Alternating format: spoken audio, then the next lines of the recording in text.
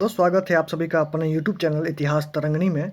हम प्राचीन भारतीय इतिहास को कंटिन्यू किए हुए हैं। पिछले कुछ वीडियोस पे हमारा अध्ययन ऋग वैदिक काल और उत्तर वैदिक काल पे चल रहा था। हमने वैदिक सभ्यता को समग्रता से समझा। अब अगला टॉपिक है सूत्र काल। देखिए, ये जो सूत्र काल है ये एक तरीके से संक्रमण काल रहा है वैदिक काल से लेकर महाजनपद पीरियड में बढ़ने के लिए। जब भारतीय समाज, उत्तर भारत का समाज जब वैदिक काल से महाजनपद काल में एंटर कर रहा था, यह उसके मध्य का पीरियड है। लगभग 600 बीसी से 300 बीसी इसका काल निर्धारण किया गया है। देखिए, 600 बीसी के आसपास ही, छठी शताब्दी ईसा पूर्व से ही उत्तर भारतीय क्षेत्र में महाजनपदों का भी विकास होता है। तो उस टॉपिक को हम सूत्रकाल के बाद पढ़ेंगे। ठीक है, देखिए इस वीडियो को यूपीएससी प्रीलिम्स और मेंस और साथ ही नेट जीआरएफ के लिए, दोनों के लिए बनाया गया है। तो आप ध्यान देंगे इसमें कि ये जो टॉपिक है हैंड रिटन नोट्स जहाँ तक है ये पर्याप्त है आपके यूपीएससी के लिए, ठीक है, या स्टेट पीसीएस के लिए। और ये जो आगे पीडीएफ आप देख रहे हैं सूत्रकाल, ये केसी श्रीवास्तव सर की बुक की है और ये अवधारणा के दृष्टिकोण से थोड़ा ज़्यादा गहन अध्ययन है। तो अगर आप नेट के लिए प्रिपेयर कर रहे हैं तो आप अंत तक वीडियो देखिएगा, और अगर आप सिर्फ सिविल सर्विस के लिए हैं तो आप इसको यहीं पे एंड कर देंगे जहाँ ये हैंड रिटन नोट्स खत्म हो जा रहा है। तो चलिए वीडियो को शुरू करते हैं। सूत्रकाल, इसका टाइम पीरियड हमने निर्धारित किया हुआ है पहले से, 600 बीसी से लेकर लगभग 300 बीसी के आसपास का ये काल है। इस काल को सूत्रकाल इसलिए कहते हैं कि इस कालखंड में सूत्रों की रचना की गई। जितने सूत्र साहित्य थे उनकी रचना की गई इस कालखंड में। जैसे हमने देखा था वैदिक साहित्य को हमने 6 अंगों में बांटा था, जिसे हमने वेदांग की संज्ञा दी थी। वो वेदांग कौन कौन से थे? पहला था शिक्षा, व्याकरण, ज्योतिष, कल्प, निरुक्त और छंद। ये जो कल्प है, इस कल्प वेदांग से ही सूत्र साहित्य की रचना की गई थी। तो आप ध्यान देंगे कि कल्प वेदांग से ही सूत्र साहित्यों की रचना की गई थी। इसमें हमें प्रमुखतः 3 सूत्रों का नाम मिलता है। पहला है स्रोत सूत्र, दूसरा है गृह सूत्र और तीसरा है धर्म सूत्र। ऐतिहासिक दृष्टिकोण से गृह सूत्र तथा धर्म सूत्र महत्वपूर्ण हैं। स्रोत सूत्र में हमें यज्ञ विधि विधानों की जानकारी मिलती है। गृह सूत्र से हमें गृहस्थ के लिए जो महत्वपूर्ण सूत्रों का उल्लेख किया गया है वह गृह सूत्र में किया गया है। और धर्म सूत्र में हमें जानकारी मिलती है राजनीति, विधि और उसके प्रैक्टिकल यूज यानी व्यवहार की। इनसे संबंधित जो सूत्र साहित्यों की रचना करने वाले महत्वपूर्ण जो ऋषि हुए वो है गौतम, बौधायन, अपस्तंभ और ऋषि वशिष्ठ। सूत्रकाल की सामान्य विशेषताओं को अगर हम समझें तो जो वर्ण व्यवस्था थी, वैदिक काल की जो वर्ण व्यवस्था थी, वह अब पूर्णतः जातीय व्यवस्था में तब्दील हो चुकी थी। जातियों में भी उपजातियां बन चुकी थी, जिसमें उच्च और निम्न की अवधारणा आ चुकी थी। उत्तर वैदिक के काल के अंत तक हमने देखा था कि जातीय व्यवस्था संस्थागत रूप ले चुकी थी, लेकिन छुआछूत वहाँ पे समाज में विद्यमान नहीं था। लेकिन सूत्रकाल के आते आते छुआछूत जैसी अवधारणा भी शामिल हो चुकी थी। इसी चलते शूद्रों को गांव से बाहर दक्षिण में निवास करने को कहा गया। तो सूत्रकाल में हम देखते हैं जो वर्ण व्यवस्था थी वो और जटिल हो गई और विस्तृत हो गई और जाति तथा उपजातियों में बढ़ चुकी थी। इसी के साथ साथ छुआछूत जैसी भावनाएं भी सूत्रकाल में लगभग 600 बीसी से लगभग 300 बीसी के आसपास समाज में व्याप्त हो चुकी थी। महिलाओं की स्थिति भी दिनों दिन गिरते जा रही थी, शिक्षा की अवस्था भी घटते जा रही थी और उन्हें घर से बाहर निकलना प्रतिबंधित कर दिया गया, यानी कि महिलाओं को घर तक ही सीमित रखा गया। इसी काल में कुछ नए संस्कार भी स्थापित होते हैं, जिसे ब्राह्मण वर्चस्व में वृद्धि होती है। क्यों ब्राह्मण वर्चस्व में वृद्धि होती है? हम देख चुके हैं कि यज्ञ और जितने भी विधि विधान हैं, जितने भी वर्ण व्यवस्था हैं, सब जटिल होते जा रहे थे और ब्राह्मण क्षत्रिय संघर्ष में ब्राह्मण सर्वोच्चता को धारण कर रहे थे। तो जो नए संस्कार स्थापित हुए उनमें कुछ महत्वपूर्ण संस्कार हैं: गर्भाधान संस्कार, पुंसवन संस्कार, जात कर्म, नामकरण, उपनयन संस्कार, कर्ण भेदन। फिर ऐसे करते करते लास्ट में अंतिम संस्कार या अंत्येष्टि। तो ये 16 संस्कारों की चर्चा मिलती है सूत्रकाल में। और इसी समय हमें अश्वलायन गृह सूत्र में विवाह के 8 प्रकार की चर्चा मिलती है। उसमें है ब्रह्म विवाह, फिर है देव विवाह, आर्ष विवाह, प्रजापत्य विवाह, गंधर्व विवाह, असुर विवाह, राक्षस विवाह और पैशाच विवाह। तो जो ब्रह्म विवाह था वह था पिता वर को घर बुलाकर कन्या प्रदान करता था। दैव विवाह में पुरोहित को यज्ञ में दान स्वरूप कन्या दी जाती थी। आर्ष विवाह में वर से गाय या बैल लेकर कन्या को उसके बदले दिया जाता था। प्रजापत्य विवाह में वचन लेकर वर को कन्या दिया जाता था। गंधर्व विवाह उस समय के प्रेम विवाह को कहते थे। असुर विवाह था, कन्या को खरीदा जाता था। और राक्षस विवाह में, जो कि क्षत्रियों में प्रचलित था, कन्या को अपहरण कर लेना, यह राक्षस विवाह के श्रेणी में आता था। और जो पैशाच विवाह था वह था जबरदस्ती विवाह, फोर्स्ड मैरिज। इसमें सबसे जो प्रशंसनीय विवाह था वह था ब्रह्म विवाह। ठीक है, एक पीवाईक्यू देखते हैं, प्रीवियस ईयर क्वेश्चन, जो यूजीसी नेट जीआरएफ में पूछा हुआ क्वेश्चन है कि पुनर्भव से क्या तात्पर्य है। तो पुनर्भव का जो अर्थ होता है, तात्पर्य है, वह है पुनर्विवाह से उत्पन्न हुआ संतान। पुनर्विवाह से उत्पन्न हुआ संतान को हम क्या कहते थे? पुनर्भव। ठीक है, अब हम देखते हैं सूत्रकाल को, जो केसी श्रीवास्तव सर की बुक में दी हुई है। इसको डिटेल में देखते हैं। देखिए, उत्तर वैदिक काल के अंत तक वैदिक साहित्य अत्यंत व्यापक और जटिल हो चुका था। अतः एक व्यक्ति के लिए संपूर्ण साहित्य को कंठस्थ कर सकना संभव नहीं था। फलस्वरूप वैदिक साहित्य को अक्षुण्ण बनाए रखने के लिए उसे संक्षिप्त करने की आवश्यकता हुई। इसी आवश्यकता की पूर्ति के लिए सूत्र साहित्य का प्रणयन हुआ। इसमें अधिक सामग्री कम शब्दों में पिरो दी गई, जिससे वैदिक साहित्य को कंठस्थ कर सकना सरल हो गया। तो हमने देखा वेदांग जो थे, वेदों के 6 अंग थे, उनको 6 अंगों में विभाजित किया गया। उन्हें वेदांग कहा गया, जैसे शिक्षा, शुद्ध उच्चारण का शास्त्र, कल्प, कर्मकांडीय विधि, निरुक्त में शब्दों की व्युत्पत्ति का शास्त्र दिया गया, फिर व्याकरण, छंद तथा लास्ट में ज्योतिष। इन सभी का उद्देश्य वैदिक साहित्य को संरक्षित करना तथा उनकी व्याख्या तथा उसे व्यवहारिक प्रयोग में लाने हेतु उपयोगी बनाना। सबसे महत्वपूर्ण सूत्र था ग्रंथ भाषा से संबंधित था। वो जो भाषा से संबंधित ग्रंथ थे वो थे शिक्षा, शब्द, निरुक्त तथा व्याकरण आदि विषयों का विवरण प्रस्तुत करते थे। इस प्रकार ग्रंथों में यास्क मुनि का निरुक्त तथा महर्षि पाणिनि की अष्टाध्यायी प्रमुख हैं। तो यहाँ से आपको 2 पॉइंट याद रखना है, क्या कि जो यास्क मुनि थे उनके द्वारा लिखा गया निरुक्त और महर्षि पाणिनि के द्वारा लिखा गया अष्टाध्यायी महत्वपूर्ण ग्रंथ हैं। यास्क का निरुक्त क्लासिकल संस्कृत की गद्य का सर्व प्राचीन ग्रंथ है। देखो, 2 प्रकार का संस्कृत है, एक क्लासिकल संस्कृत जो वैदिक संस्कृत था, और वैदिक काल के बाद के संस्कृत को कहा गया है वेदोत्तर संस्कृत। ठीक है, तो अष्टाध्यायी जो है वो वेदोत्तर संस्कृत में लिखी गई है, जबकि यास्क की जो निरुक्त है वो क्लासिकल संस्कृत में लिखी गई है। तो क्लासिकल संस्कृत में लिखी गई सर्व प्राचीन जो ग्रंथ है वो है निरुक्त। किसके द्वारा लिखी गई है? यास्क के द्वारा। जबकि वेदोत्तर संस्कृत में लिखी गई जो ग्रंथ थी वह अष्टाध्यायी थी, वो किसके द्वारा लिखी गई थी? महर्षि पाणिनि के द्वारा। पाणिनि का समय ईसा पूर्व 5वीं शती के मध्य माना जाता है। दूसरे सूत्र ग्रंथ कल्प नामक वेदांग से निकले हैं। अब देखो, जो हम 3 सूत्रों के बारे में पढ़ते हैं वो कल्प सूत्र से निकले हैं। हमने ऊपर डिस्कस किया था स्रोत सूत्र, गृह सूत्र और धर्म सूत्र। स्रोत सूत्र में यज्ञ विधि विधानों का विस्तार से चर्चा दिया गया है। गृह सूत्र में यह गृह कर्मकांडों एवं यज्ञों जिनका अनुष्ठान गृहस्थ के लिए आवश्यक था उसका विवरण प्रस्तुत किया गया है गृह सूत्र में। धर्म सूत्र में राजनीति, विधि एवं व्यवहार से संबंधित विषयों का प्रतिपादन किया गया है। प्रमुख सूत्रकारों में गौतम है, बौधायन है, आपस्तंभ है और वशिष्ठ आदि के नाम विशेष रूप से उल्लेखनीय हैं। अब हम देखते हैं सूत्रकालीन सभ्यता।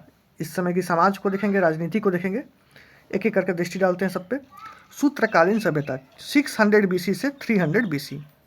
सामान्यतः 7वीं या 6ठी शताब्दी ईसा पूर्व से लेकर 3री शताब्दी ईसा पूर्व तक का समय सूत्रकाल कहा जा सकता है। सूत्रों में गौतम धर्म सूत्र सबसे प्राचीन माना गया है। तो ये आपको याद रखना है, सूत्रों में सबसे प्राचीन सूत्र कौन है? तो गौतम द्वारा धर्म सूत्र। स्रोत सूत्रों के विषय में नितांत कर्मकांडीय होने के कारण ऐतिहासिक दृष्टि से महत्वपूर्ण नहीं है। गृह और धर्म सूत्र का गृहस्थ और सामाजिक जीवन से संबंध होने के कारण अधिक ऐतिहासिक महत्व है। तो 3 सूत्रों में जो स्रोत सूत्र है, गृह सूत्र और धर्म सूत्र है, उसमें गृह सूत्र और धर्म सूत्र अधिक ऐतिहासिक दृष्टिकोण से महत्वपूर्ण माने गए हैं। प्रोफेसर हॉपकिंस ने सूत्रों को विधि साहित्य के विकास में प्रथम चरण बताया है। तो आगे जब हम पढ़ेंगे स्मृति काल, तो स्मृति काल में कुछ स्मृतियों की रचना की गई। जैसे हम देखते हैं मनुस्मृति, वो हिंदू धर्म का विधि ग्रंथ है। तो वे उसी प्रकार से जो सूत्र हैं उनको भी प्रोफेसर हॉपकिंस ने विधि साहित्य के विकास में प्रथम चरण बताया है।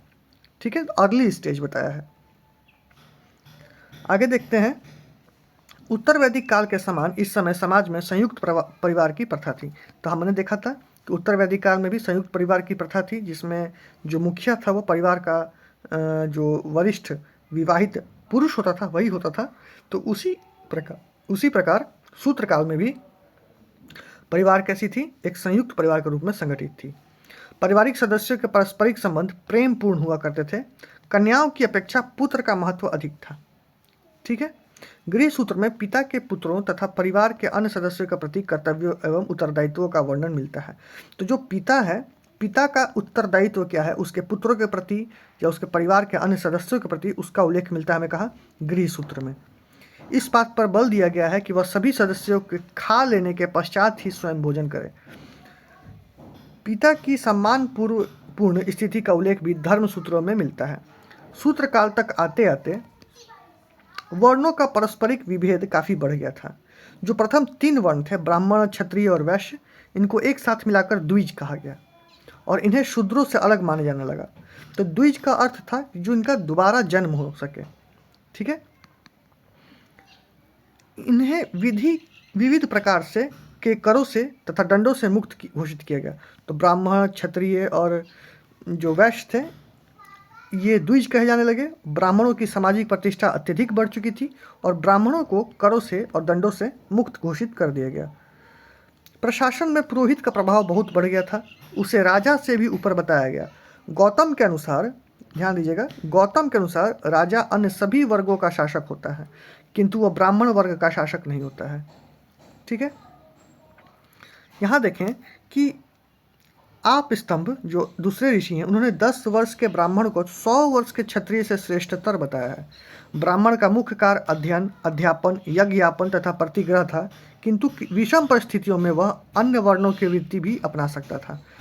वैसे तो जो जनरल स्थिति थी वह यह थी कि ब्राह्मण या तो अध्ययन करता था, अध्यापन करता था, यज्ञ याजन करता था, लेकिन विषम परिस्थितियों में वो अन्य जैसे क्षत्रिय है और वैश्य है उनके भी वृत्तियों को अपना सकता था। राजन्य यानी क्षत्रिय वर्ग का प्रमुख कर्तव्य युद्ध तथा शासन करना था। दोनों वर्णों के बीच सामंजस्य बनाए रखने हेतु, दोनों वर्णों कौन कौन, ब्राह्मण और क्षत्रिय के बीच सामंजस्य बनाए रखने के लिए सूत्रकारों ने यह घोषित किया कि राजा तथा पुरोहित दोनों ही मिलकर संसार में धर्म की रक्षा करते हैं।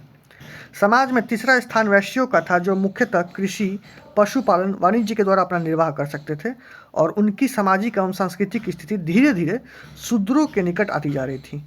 ठीक है, समाज में अस्पृश्यता का उदय हो चुका था, यानी कि छुआछूत की भावना समाज में अभी आ चुकी थी और मुख्य रूप से चंडालों को अस्पृश्य माना जाने लगा था, जो नगर के बाहर निवास करते थे। वर्ण कठोर होकर जाति में बदल गए, जिनका आधार कर्म ना होकर अब जन्म माना गया। अंतर वर्ण विवाह, जो इंटर वर्ण विवाह था और जो खान पान था वह स्पष्ट रूप से प्रतिबंधित कर दिया गया कि अब एक वर्ण के व्यक्ति दूसरे वर्ण में जाके भोजन नहीं करेंगे, उनके जो रिचुअल्स है उसमें पार्टिसिपेट नहीं करेंगे। विभिन्न वर्णों के कर्तव्यों का अलग अलग स्पष्ट निर्देश दिया गया। शूद्रों को समाज का अत्यंत निकृष्ट एवं अधिकार विहीन वर्ग माना गया। उन्हें अध्ययन, यज्ञ, मंत्रोच्चारण आदि का अधिकार नहीं था। वशिष्ठ ने, यहाँ मेंशन किया हुआ है, ऋषि वशिष्ठ ने शमशान के समान अपवित्र बताया है शूद्रों को। तो किस ऋषि ने शमशान के समान अपवित्र बताया है शूद्रों को? तो उन्हें ऋषि वशिष्ठ ने बताया है। उनका एकमात्र कार्य दूसरों की सेवा द्वारा अपना निर्वाह करना था। अब दूसरों की सेवा द्वारा अपना निर्वाह करना था, इस कारण जब वो संपत्ति रखते थे तो संपत्ति रखने का उनका अधिकार नहीं था। वो जो भी अर्जित करते थे धन के रूप में, वह उन्हें अन्य 3 जो द्विज थे उनके सेवा में ही उसको यूज़ करना था। तो उपरोक्त चारों वर्णों के अतिरिक्त समाज में अनेक जातियाँ जैसे अम्बस्ट, उग्र, निषाद, मागध, वैदेहक, रथकार आदि का आविर्भाव अनुलोम और प्रतिलोम विवाहों के फलस्वरूप हो गया। तो दो प्रकार के और विवाहों का यहाँ पे उल्लेख मिलता है, अनुलोम विवाह और प्रतिलोम विवाह। देखो, उच्च वर्ण का लड़का और निम्न वर्ण की लड़की विवाह करती है तो इसे कहते हैं अनुलोम विवाह। यदि उच्च वर्ण की लड़की है और निम्न वर्ण का लड़का है तो उसे कहते हैं प्रतिलोम विवाह। जैसे ब्राह्मण वर्ण की लड़की हो गई और शूद्र वर्ण का लड़का हो गया तो इसे प्रतिलोम विवाह कहते हैं। और यह निकृष्ट, इन दोनों में, प्रतिलोम और अनुलोम में, यह निकृष्ट विवाह का स्तर माना जाता था। तो दो प्रकार का और विवाह मिलता है, अनुलोम विवाह और प्रतिलोम विवाह। पाणिनि ने दो प्रकार के शूद्रों का भी उल्लेख किया है। वे कहते हैं कि पहला प्रकार है वह जो नगर से बाहर रहते थे, जिसे निर्वसित शूद्र कहते हैं, और दूसरा था नगर के सीमा में रहने वाले शूद्र, जिसे अनिर्वसित कहा गया। तो जो पहले प्रकार के शूद्र थे, जो नगर के बाहर रहते थे, निर्वसित शूद्र, इन्हें अस्पृश्य माना गया, जिन्हें छूने की मनाही थी। वर्ण व्यवस्था के साथ साथ व्यक्ति के जीवन को नियमित करने के उद्देश्य से आश्रम व्यवस्था का भी विधान किया गया। अब ध्यान देखें, ब्रह्मचर्य, गृहस्थ, वानप्रस्थ तथा संन्यास। उत्तर वैदिक काल तक ये तीन प्रकार के ही आश्रम हुआ करते थे, लेकिन उत्तर वैदिक काल के अंत में, सूत्र काल से पहले पहले, ये चौथा आश्रम का भी आविर्भाव हो चुका था। ये जो संन्यास चौथा आश्रम है, ये आर्य और अनार्यों के कल्चर के मिश्रण से इसका उद्भव हुआ। तो चार आश्रमों का उल्लेख हमें मिलता है सूत्रों में भी। तो आश्रम व्यवस्था का उद्देश्य प्रवृत्ति और निवृत्ति के आदर्शों में समन्वय स्थापित करना। प्रवृत्ति मतलब क्या? ट्रेंड, जो उस समय ट्रेंड में है और जो उसका ट्रेंड में नहीं है, तो उन दोनों के बीच में समन्वय स्थापित करने के लिए ब्रह्मचर्य, गृहस्थ, वानप्रस्थ और संन्यास का जैसे चार आश्रमों की अवधारणा लाई गई। एक मनुष्य की आयु को 100 वर्ष एवरेज माना गया और उसे 25-25 वर्ष की आयु में प्रत्येक आश्रम के निर्धारित कर दी गई। आश्रम के नियम पूर्वक पालन पर बल दिया गया। गृहस्थ आश्रम में अनेक संस्कारों का भी विधान किया गया। संस्कार व्यक्ति के शुद्धि के लिए आवश्यक समझे जाते थे। इन संस्कारों में गौतम ने इन संस्कारों की संख्या 40 बताई। जैसे हमने 16 संस्कार के बारे में अध्ययन किया था, गौतम ने इनकी 40 संख्या बताई है। संस्कार जन्म से लेकर मृत्यु तक किए जाते थे। इनमें विवाह था, गर्भाधान था, जात कर्म था, नामकरण था, अन्नप्राशन था, चूड़ाकर्म था। चूड़ाकर्म यानी कि जिसमें मुंडन कराया जाता है, वो चूड़ाकर्म होता है। छोटे बच्चे को मुंडन कराते हैं, उसके बाद उसका उपनयन होता है। तो मुंडन के बाद उपनयन यानी कि चूड़ाकर्म और उपनयन आदि इसमें कुछ संस्कार थे। गृहस्थ आश्रम में मनुष्य को 5 महायज्ञों को कराने का, अनुष्ठान करने का वहाँ पे उल्लेख किया गया है। उसमें कौन कौन से थे? ब्रह्म यज्ञ थे, देव यज्ञ थे, भूत यज्ञ थे, पितृयज्ञ थे और मनुष्य यज्ञ थे। तो ब्रह्म यज्ञ था प्राचीन ऋषियों के प्रति श्रद्धा प्रकट करना, देव यज्ञ देवताओं का सम्मान करना, भूत यज्ञ समस्त प्राणियों के लिए कल्याणार्थ, जो उसका वेलफेयर के लिए, समस्त प्राणियों के वेलफेयर के लिए भूत यज्ञ कराया जाता था। और पितृयज्ञ था पितरों के तर्पण हेतु यानी पूर्वजों हेतु। मनुष्य यज्ञ था मानव मात्र के कल्याण हेतु। तो 5 महायज्ञों की चर्चा भी मिलती है। चारों आश्रमों का विधान केवल द्विजों के लिए ही था, यानी कि जो 3 वर्ण थे, ब्राह्मण, क्षत्रिय, वैश्य, उनके लिए ही 4 आश्रमों का विधान था। शूद्रों तथा स्त्रियों के लिए गृहस्थ आश्रम बताया गया है। अब देखते हैं सूत्रकाल में स्त्री की दशा। सूत्रकाल में स्त्रियों की दशा वैदिक काल की अपेक्षा हीन थी, तथापि परिवार में उन्हें सम्मानित स्थान प्राप्त था। तथा अनेक धर्म सूत्रों में मिलता है कि गोभिल धर्म सूत्र में पत्नी को ही घर बताया गया है। तो यहाँ से सवाल पूछा जा सकता है कि किस सूत्र में पत्नी को ही घर बताया गया है? तो गोभिल गृह सूत्र में पत्नी को ही घर बताया गया है। इस काल में बहुविवाह का प्रचलन था, सती प्रथा का प्रचलन नहीं था। विधवा को अपने पति की संपत्ति पे अधिकार माना गया। विवाह एक पवित्र बंधन माना जाता था। वशिष्ठ धर्मसूत्र कुछ परिस्थितियों में स्त्री के पुनर्विवाह का विधान करता है। इसमें स्त्रियों की स्वतंत्रता का विरोध इन शब्दों में मिलता है। अब देखो, स्वतंत्रता का विरोध मिलता है कहाँ? वशिष्ठ के उल्लेख में। वशिष्ठ ने जो सूत्र लिखी उसके उल्लेख में स्त्री स्वतंत्रता के योग्य नहीं है। बाल्यकाल में पिता उसकी रक्षा करता है और यौवन में पति रक्षा करता है और वृद्ध अवस्था में उसके पुत्र रक्षा करते हैं। परंतु सूत्रकारों का नारी के प्रति दृष्टिकोण परवर्ती स्मृतिकारों की अपेक्षा अधिक उदार था। तो जो सूत्रकाल के बाद हम स्मृति पढ़ेंगे, स्मृति काल, तो स्मृतियों में स्त्रियों की दशा और गिर जाएगी। तो यहाँ पे तुलनात्मक दृष्टिकोण से स्त्रियों की दशा अभी भी उदार थी स्मृति काल के अपेक्षा। अधिकतर सूत्रकाल तलाक प्रथा का विरोध करते थे। वशिष्ठ किसी भी परिस्थिति में पत्नी त्याग की अनुमति नहीं देते हैं तथा आपस्तंभ ने इसके अपराध में पति के लिए कठोर दंड का विधान किया है। कन्या को यह भी अधिकार दिया गया है कि वह यौवन अवस्था प्राप्त करने पर यदि उसका पिता उसका विवाह नहीं करता है तो 3 माह प्रतीक्षा करने के पश्चात वह अपना स्वयं विवाह कर सकती है। तो जब यौवन अवस्था प्राप्त कर लेती है लड़की, तो यदि उसके यौवन अवस्था प्राप्त करने के बाद उसका पिता 3 माह के भीतर उससे विवाह नहीं करती है और लड़की चाहती है विवाह करना, तो वह स्वयं विवाह कर सकती है। तो स्मृति काल से अगर तुलना करें तो सूत्रकाल में महिलाओं की स्थिति कुछ हद तक ठीक थी। आर्थिक जीवन देखें तो आर्थिक जीवन वही था, पशुपालन पशुचारिता था ही। गाँवों में अधिकतर लोग निवास करते थे। कृषि का स्थिति देखें तो चावल और जौ मुख्य फसलें थीं। पशुओं को अमूल्य संपत्ति समझा जाता था। गृह सूत्रों में पशुओं की वृद्धि तथा उनके अच्छे स्वास्थ्य के लिए अनेक प्रार्थनाएं मिलती हैं। वैश्य लोग व्यापार वाणिज्य करते थे। गृह सूत्रों में पर्ण सिद्धि नामक संस्कार का उल्लेख मिलता है जो व्यापार में लाभ पाने के लिए किया जाता था। संभवतः इस समय सिक्कों का प्रचलन हो गया था क्योंकि पाणिनि ने पाण, कशापण, पाद तथा वाह नामक सिक्कों का उल्लेख किया है। तो यह रही आर्थिक जीवन सूत्रकाल की। अब देखते हैं राजनीतिक दशा, सूत्रकाल की राजनीतिक दशा। धर्म सूत्रों में केवल राजतंत्र का ही उल्लेख पाया जाता है क्योंकि वे इसी व्यवस्था के पक्षपाती थे। जितने भी धर्म सूत्र लिखे गए हैं उसमें केवल राजतंत्र का उल्लेख मिलता है क्योंकि वे इसी व्यवस्था के पक्षपाती थे। वे राज्य को एक धार्मिक संस्था का रूप में उसको देखते थे जिसमें राजा एवं प्रजा दोनों दैवी इच्छा के अनुसार अपना अपना कार्य करते हैं। धर्म सूत्रों में राजा की निरंकुशता पर रोक लगाई गई है। देखिए, राजतंत्र है लेकिन निरंकुशता पर रोक लगाई गई है। हालांकि इस समय जो वैदिक काल में जो संस्थाएं थीं, सभा और समिति, वैसी संस्था तो थी नहीं, लेकिन फिर भी धर्म सूत्रों में कहा गया है कि अत्याचारी राजा इहलोक तथा परलोक दोनों में दंड पाता है। अतः राजा का कर्तव्य है कि वह जातियों तथा वर्गों की न्यायपूर्वक रक्षा करे। सूत्रकाल में धर्म ही राजा की निरंकुशता का नियामक था। तो राजा को निरंकुश होने से कौन रोक सकता था? तो धर्म।